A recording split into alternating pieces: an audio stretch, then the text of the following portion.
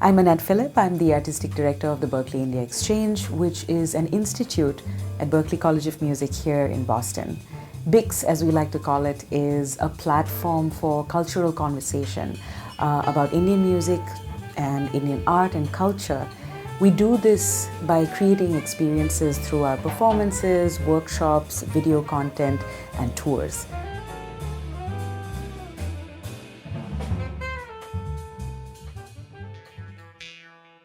The primary academic core of the Berklee India Exchange program is the Berklee Indian Ensemble. I started the ensemble, founded it in 2011. So far, it's one of the largest ensembles at the college.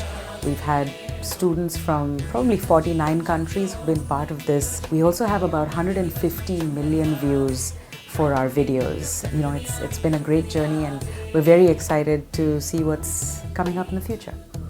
So first of all, it's really important to understand that India is home to two of the oldest music traditions in the world. We have Hindustani classical music, which is North Indian music, and Carnatic classical music, which is South Indian music. We also have a very vast and deep tradition of folk music. Every state in the country has its own folk traditions, folk instruments, musical styles, dance, painting, you know, every state has something very unique to offer. There's also the Bollywood industry, which, you know, is world acclaimed. We churn out music for films. Almost every film is musical-esque in the Indian style, and you know, that's just a mega industry. It's, you know, it's providing jobs and opportunities to hundreds of thousands of creative people in India and abroad as well.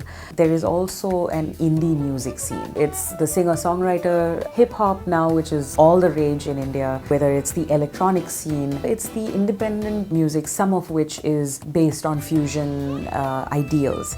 India is already extremely rich. Music and art and culture, even our film industry, or even our advertising industry, it's ever evolving. People are constantly consuming these products, and you know, there's a demand and an equal supply in some cases. Lots of things have improved. The mindset has slowly begun to change about music as a full-time career. Berklee India Exchange is also very much involved in trying to help that mindset change in India. You know, to sum up, I think there are a lot of opportunities in India. Of course, some musicians like to travel to many different countries and see what opportunities exist outside. But also on the flip side, you know, the industry in India is opening its doors to people from many different countries. We've had students from Berklee in Boston go and intern with very well-known music composers in India. So there is a two-way thing that's happening now. And in the West as well, if you see, you know, a lot of people, even in the EDM, they love having Indian alaps, Indian improvisation, tabla or other Indian elements in their music. The world is so connected right now. You know, with the internet especially, you know, even if it's just a bootleg recording, you can find music from Senegal. If you want to find music from a very specific place in, you know, Iceland, you can probably find it. I think it's very natural when you are exposed to lots of different ideas. Your taste begins to expand, and when your taste expands, your knowledge of things which are different from you expands. You begin to absorb them, and often unconsciously you begin to have elements of that kind of thinking or that kind of flavor or spice in any part of your life. A lot of people love the bindi, very typical Indian characteristic. You'll see in many videos, even a Beyonce video, or you know, she liked it. She may not understand completely where it's coming from, but she liked it. She felt it enhanced her. Some people argue that it's cultural appropriation. I'm not as fastidious about that.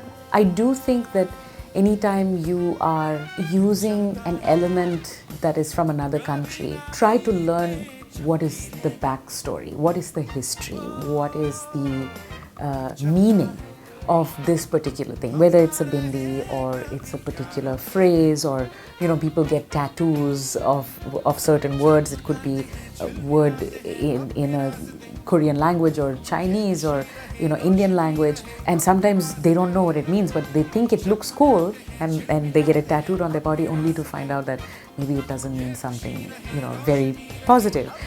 So I think in all those cases, I think I love that the world is mixing things up. I think it's natural. I think it's good for us. I think it helps us to not be afraid of each other, because we're trying to learn and absorb and become, more of a unified, not unified, but accepting, open community. But at the same time, it's probably good to try to learn what is the history behind it, so that you can honor it with knowledge, not with ignorance. I don't think there's a good or a bad. I think it's just awareness, and we should try to have a little bit more awareness when we use something from another country. Indian music and jazz, there's so much in common. Both are improvisatory languages. Primary distinction, in Indian music, one of the beautiful things is that we have what is called rags or ragams. Those are scales, and we really learn to improvise only using the specific notes in the scale. Also, oftentimes, especially for singers, we are improvising using the solfege. So, sa re ga ma pa dha ni sa, which is do re mi fa sol la ti do, but improvising using the syllables. So every single moment you know exactly what note you're singing. It's such an important and beautiful pedagogical system. What you can do with the choice of only 4 notes versus the choice of all the notes is very interesting. Sometimes Indian music forces you to think what you can do in the most minimalistic way, but you can just expand on that exponentially, with 4 notes. If I tell you you can only use 4 notes, sometimes too much choice is also difficult. Sometimes too little choice is also the challenge. So it's an interesting way. I think rhythmically, Indian music, again, so complex. We have, again, many different systems of music. Those are incredible ways to learn.